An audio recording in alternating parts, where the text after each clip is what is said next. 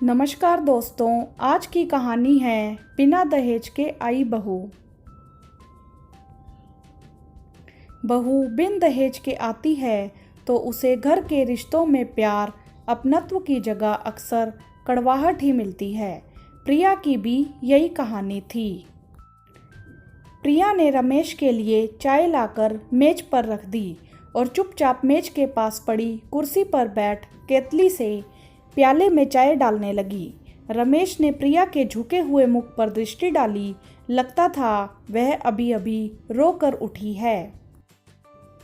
रमेश रोजाना ही प्रिया को उदास देखता है। वैसे प्रिया रोती बहुत कम है। वह समझता है कि प्रिया के रोने का कारण क्या हो सकता है, इसीलिए उसने पूछकर प्रिया को दोबारा रुलाना ठीक नहीं समझा। उसने कोमल स्वर में पूछा, माँ और पिताजी ने चाय पी ली? नहीं, प्रिया के स्वर में हल्का सा कंपन था। क्यों? माँ जी कहती हैं कि इन्हें इस कदर थकावट महसूस हो रही है कि चाय पीने के लिए बैठ नहीं सकती और पिताजी को चाय नुकसान करती है। तो पिताजी को दूध दे देती, ले गई थी, किंतु उन्होंने कहा कि दूध उन्हें हजम नहीं होता।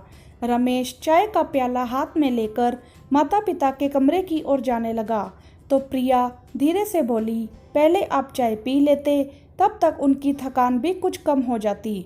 तुम पियो, मेरे इंतजार में मत बैठी रहना। माँ को चाय पिलाकर अभी आता हूँ। प्रिया ने चाय नहीं पी। गोद में हाथ रखे खिड़की से बाहर देखती रही। काश वह भी हवा में उड़ते बादलों की तरह स्वतंत्र और चिंता रहित होती। प्रिया के पिता एक सफल डॉक्टर थे, पर उनकी सबसे बड़ी कमजोरी यह थी कि वे किसी को कष्ट में नहीं देख सकते थे। जब भी कोई निर्धन बीमार उनके पास आता तो उससे फीस का जिक्र तक नहीं करते, बल्कि उल्टे उसे फल और दवाइयों के लिए कुछ पैसे अपने आप से दे देते थे। परिणाम यह हुआ कि वे जितना काम मेहनत करते थे उतना धन संचित नहीं कर पाए। उनकी लंबी बीमारी चली, जो थोड़ा बहुत धन था वह भी खत्म हो गया। उनकी मृत्यु के बाद सिर्फ एक मकान के अलावा और कोई संपत्ति नहीं बची थी। सबसे बड़ी बहन होने के नाते प्रिया ने घर का भार संभालना अपना कर्तव्य समझा। उसने एक स्कूल में अध्यापिका की नौकरी कर ली। छोटी बहन पूनम मेडिकल कॉलेज में चौथे साल में थी और भाई अनुभव बीए द्वितीय वर्ष में। रमेश ने जब प्रिया के सामने विवाह का प्रस्ताव रखा तो उसने साफ इनकार कर दिया। उसका कहना था कि जब तक पूनम पढ़ाई पूरी करके कमाने लायक नहीं हो जाती तब तक वह विवाह की बात नहीं सोच सकती। इस पर रमेश ने आश्वासन दिया था कि विवाह में वह कुछ खर्च न होने देगा। यह तर्क प्रिया को ठीक लगा था। कभी भी अपनी चिंताओं के बीच वह खुद को बहुत ही अकेला व असहाय सा पाती थी। उसने सोचा, यदि उसे रमेश जैसा साथी जो उसकी भावनाओं को अच्छी तरह समझता है मिल गया तो उसकी चिंताएं कम हो जाएंगी। फिर भी प्रिया की आशंका थी कि अकेली संतान होने के कारण रमेश से उसके माता पिता को बहुत सी आशाएं होंगी और इसीलिए शायद उन्हें दहेज रहित लड़की को अपनी बहू बनाने में आपत्ति हो सकती है। पर रमेश ने इस बात से भी टाल दिया था। उसका कहना था कि उसके माता पिता उसे इतना अधिक प्यार करते हैं कि उसकी इच्छा के सामने वह दहेज जैसी बात पर सोचेंगे भी नहीं। रमेश के पिता प्रमोद राय जी एक साधारण ऑफिस असिस्टेंट की हैसियत से ऊपर न उठ सके थे। रमेश उनकी आशाओं से बहुत अधिक उन्नति कर गया था। घर के रहन सहन का स्तर भी ऊंचा उठ गया था। रमेश सोचता था कि उसके माता पिता उसकी अर्जित आय से इतने अधिक संतुष्ट हैं कि प्रिया के वेतन की आवश्यकता अनुभव नहीं करेंगे। यही उसकी भूल थी जिसे वह अब समझ गया था। उसके माता पिता ने पुत्र का विवाह बिना दहेज लिए इसीलिए किया था कि बहू अपने वेतन से वह कमी पूरी कर देगी। जब उनकी आशा पूरी नहीं हुई तो वह परेशान हो उठे। उन्हें इस भावना ने जकड़ लिया कि उन्हें धोखा दिया गया। रमेश कमरे में पहुंचा तो उसकी मां समीक्षा अपने पलंग पर लेटी हुई थी। प्रमोद राय पास ही पड़ी कुर्सी पर बैठे समाचार पत्र देख रहे थे। रमेश बोला, माँ प्रिया कह रही थी कि आप थकान महसूस कर रही हैं, चाय पी लीजिए, थकान कम हो जाएगी। रहने दे बेटा, चाय के लिए मेरी तनिक भी इच्छा नहीं है। तो बताइए फिर क्या लेंगी? प्रिया पिताजी के लिए मौसमी का रस निकाल रही है, आपके लिए भी निकाल देगी। रहने दे, मैं रस नहीं पीऊंगी, मैं तेरी माँ हूँ। क्या मुझे अच्छा लगता है कि मैं अपने खर्चे बढ़ा कर तेरे ऊपर बोझ बन जाऊँ? क्या करूँ, उम्र से मजबूर हूँ, अब काम नहीं होता। तो फिर क्यों नहीं प्रिया को रोटी बनाने देती? वह तो कहती है कि सुबह आप दोनों के लिए पूरा भोजन बनाकर स्कूल जा सकती है। कैसी बातें कर रहा है रमेश? 7 बजे का पका खाना 1 बजे तक बासी नहीं हो जाएगा? तूने कभी अपने पिताजी को ठंडा फुल्का खाते देखा है? फिर एक ठंडी सांस ले माँ बोली, माँ बाप पुत्र का विवाह कितने अरमानों से करते हैं। बहू घर में आएगी, रौनक होगी, शरीर को आराम मिलेगा। फिर एक और लंबी सांस छोड़कर बोली, खैर इसमें किसी का क्या दोष, अपना अपना समय है।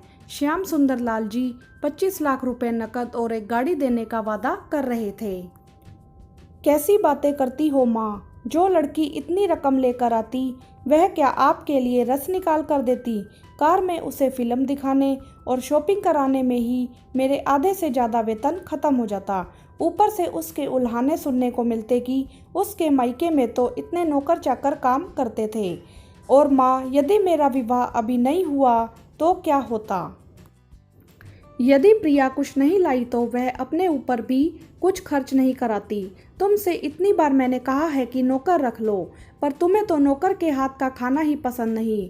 अब तुम ही बताओ यह समस्या कैसे हल हो? माँ के पास जो समाधान था वह उसके बिना बताए ही रमेश जानता था, सो वह चुप रही। रमेश ही फिर बोला, थोड़े दिन और धीरज रखो माँ, पूनम ने आखिरी वर्ष की परीक्षा दे दी है। अभिनव भी 1-2 वर्ष में योग्य हो जाएगा और उसके साथ प्रिया का उत्तरदायित्व भी खत्म हो जाएगा।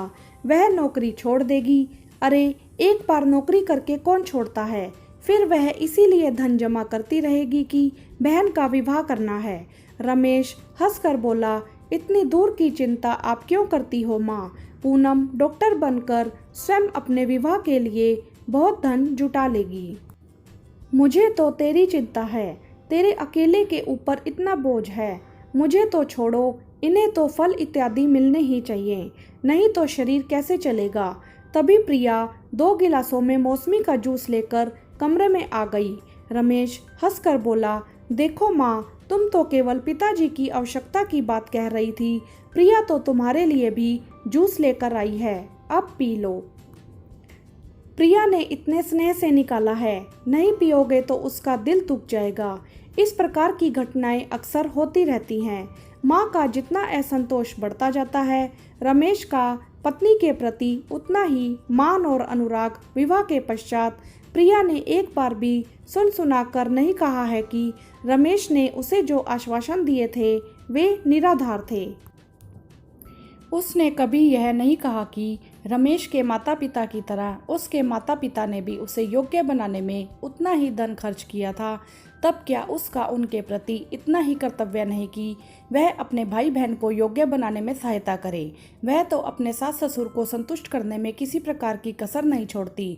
स्कूल से आते ही घर गृहस्थी के कार्यों में उलझ जाती है। कभी उसने पति से कोई स्त्री सुलभ मांग नहीं की। अपने मायके से जो साड़ियाँ लाई थी उन्हें ही पहनती है, पर उसके माथे पर शिकन तक नहीं आती। प्रिया ने सरलता से परिस्थितियों से समझौता कर लिया था। उसे देख रमेश उससे काफ़ी प्रभावित था। यही बात वे अपने माता पिता को समझाने का प्रयास कर रहा था, किंतु वह तो जैसे समझना ही नहीं चाहते थे।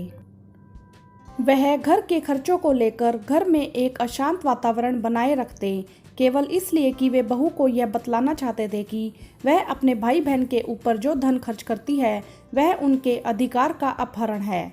प्रिया स्कूल के लिए तैयार हो रही थी। उसे सास की पुकार सुनाई दी तो बाहर निकल आई। पड़ोस के 2 लड़कों ने उन्हें बताया कि प्रमोद राय जी जब अपने नियम के अनुसार सुबह की सैर के बाद घर लौट रहे थे, तब एक स्कूटर वाला उन्हें धक्का देकर भाग निकला और वे सड़क पर गिरे पड़े हैं। प्रिया तुरंत घटनास्थल पर पहुंची। ससुर बेहोश पड़े थे। प्रिया ने कुछ लोगों की सहायता से उन्हें उठाकर घर लाई। उसने जल्दी से पूनम को फ़ोन किया। पूनम ने कहा कि वे चिंता ना करें, मैं जल्दी ही एम्बुलेंस लेकर आ रही हूँ। प्रिया ने छुट्टी के लिए स्कूल फ़ोन कर दिया और घर आकर अस्पताल के लिए ज़रूरी सामान रखने लगी। तभी पूनम आ गई। जितना तत्कालीन चिकित्सा करना संभव था उसने की और उन्हें अस्पताल ले गई। पूनम अपने स्वभाव व्यवहार के कारण पूरे अस्पताल में स्वप्रिय थी। यह जानकर कि उसका कोई निकट संबंधी अस्पताल में भर्ती होने आया है, उसके मित्रों और संबंधित डॉक्टरों ने सब प्रबंध कर दिए। घबराहट के कारण समीक्षा को लग रहा था कि वह शक्ति रहित होती जा रही है। सारे अस्पताल में हलचल सी मची हुई थी। वह कभी सोच भी नहीं सकती थी कि उसके रिटायर पति को इतना विशेष प्रकार का इलाज उपलब्ध हो सकेगा। बीच बीच में प्रिया आकर सास को धीरज बंधाने का प्रयत्न करती। रमेश ऑफिस के कार्य से कहीं बाहर गया हुआ था। प्रिया ने उसे भी इस घटना की सूचना दी। समाचार पढ़ते ही अभिनव तुरंत आ गया था। दवाइयों के लिए भागदौड़ वही कर रहा था। मदद के लिए उसके एक मित्र ने उसे अपनी कार दे दी थी, पर 6 घंटे बाद प्रमोद राय कमरे में लाए गए। पूनम ने बार बार प्रिया की सास को तसल्ली दी कि प्रमोद राय जल्दी ही ठीक हो जाएंगे। वातावरण में एक ठहराव सा आ गया था। समीक्षा ने कमरे में चारों ओर देखा। अस्पताल में इतना अच्छा कमरा तो काफ़ी महंगा पड़ेगा। जब उसने अपनी शंका व्यक्त की तो अभिनव बोला, माँ जी, आप 2 बेटों की माँ होकर खर्च की चिंता क्यों करती हैं? मेरे होते यदि आपको किसी प्रकार का कष्ट हो तो मैं बेटा होने का अधिकार कैसे पाऊंगा? प्रिया हंसकर बोली, माँ जी, आज इसने पिताजी को अपना रक्त दिया है ना, इसीलिए यह बढ़ चढ़कर आपका बेटा होने का दावा कर रहा है। यह सुन समीक्षा की आंखें छलछला आई। वह सोच रही थी, यदि प्रिया ने बहन की पढ़ाई में सहायता न की होती तो क्या आज पूनम डॉक्टर होती? क्या उसके पति को यह सुविधाएं मिल पाती? प्रमोद राय जी जब घर आए तब तक समीक्षा की मनस्थिति बिल्कुल बदल चुकी थी और सारी कमजोरी भी गायब हो चुकी थी। रात को पति को जल्दी भोजन कराकर प्रिया के लिए कार्डिगन बुन रही थी। तभी उन्हें अभिनव के आने की आवाज सुनाई दी। प्रसन्नता से उनका मुख उज्जवल हो उठा। अभिनव ने एक डब्बा लाकर उनके पैरों के पास रख दिया और पूछने पर बोला, माँ जी, मैंने एक पार्ट टाइम जॉब ज्वाइन कर लिया है। पहला वेतन मिला तो आपसे आशीर्वाद लेने चला आया। यह सुनकर समीक्षा चकित रह गई। वे रुष्ट होकर बोली, क्या तेरा दिमाग खराब हो गया है? पढ़ना नहीं है जो पार्ट टाइम जॉब करेगा? पढ़ाई में इससे कुछ अंतर नहीं पड़ता माँ। बेशक अब आवारागर्दी का समय नहीं मिलता। मैं तेरी बात नहीं मानूंगी जब तक तू नौकरी छोड़ने का वादा नहीं करेगा। मैं इस डिब्बे को हाथ भी नहीं लगाऊंगी। और माँ जी, आप तो जीजा जी से भी ज़्यादा धमकियाँ दे रही हैं। चलिए, मैंने आपकी बात मान ली, अब शीघ्र डब्बा खोलिए, अभिनव ने आतुरता से कहा। डब्बा खोला तो समीक्षा हैरान रह गई और दबदबाई आंखों से बोली, पगले, मैं बुढ़िया यह साड़ी पहनूंगी? अपनी जीजी को देता ना, पहले माँ फिर बहन। अच्छा माँ जी, अब जल्दी से आशीर्वाद दे दो। अभी अभिनव ने समीक्षा का हाथ अपने सिर पर रख लिया। समीक्षा हंसे बिना ना रह सके, तू तो बड़ा शातिर है, आशीर्वाद लेने के लिए भी रिश्वत देता है। तुम सब भाई बहन सदा प्रसन्न रहो और दूसरों को भी प्रसन्न रखो तो मैं यह कामना करती हूँ।